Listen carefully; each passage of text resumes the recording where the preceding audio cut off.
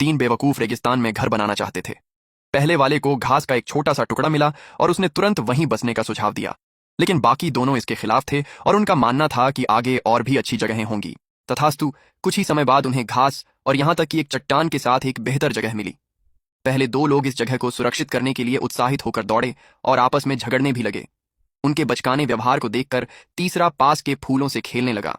अचानक उसकी आंखें चमक उठीं और उसने बाकी दोनों को बुलाया। उनके सामने एक नखलिस्तान दिखाई दिया। तीनों बेहद खुश थे। जंगल के किनारे तक दौड़कर गए और नीला समुद्र देखा। खूबसूरत नजारे को देखकर पहले दो ने तुरंत अपने इलाके को चिन्हित कर लिया और तीसरे को बाहर निकाल दिया। बेचारे तीसरे को अपना सामान पैक करना पड़ा और रहने के लिए दूसरी जगह तलाशनी पड़ी। इस बीच पहले दो ने फिर से प्रतिस्पर्धा शुरू कर दी। पेड़ काटना और घर बनाना, एक दूसरे से आगे निकलने की ठानी। अंत में दोनों घर एक ही समय में बनकर तैयार हुए, बिल्कुल एक ही आकार के और बिल्कुल एक ही ऊंचाई के। प्रतिद्वंद्वी जोड़ी के लिए यह अस्वीकार्य था। मामले को सुलझाने के लिए उन्होंने अपनी आरी उठा ली।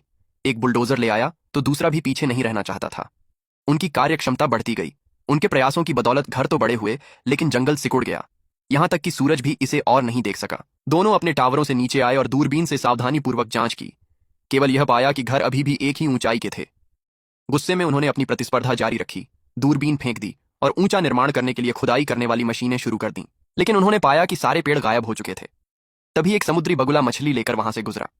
उन्हें एक नया विचार आया और उन्होंने मछलियों और कचरे से निर्माण करना शुरू कर दिया।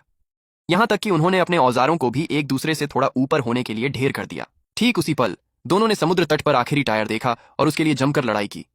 एक समुद्री बगुला टायर पर आ बैठा। यही वह आखिरी बूंद थी जिसने सब्र का बांध तोड़ दिया।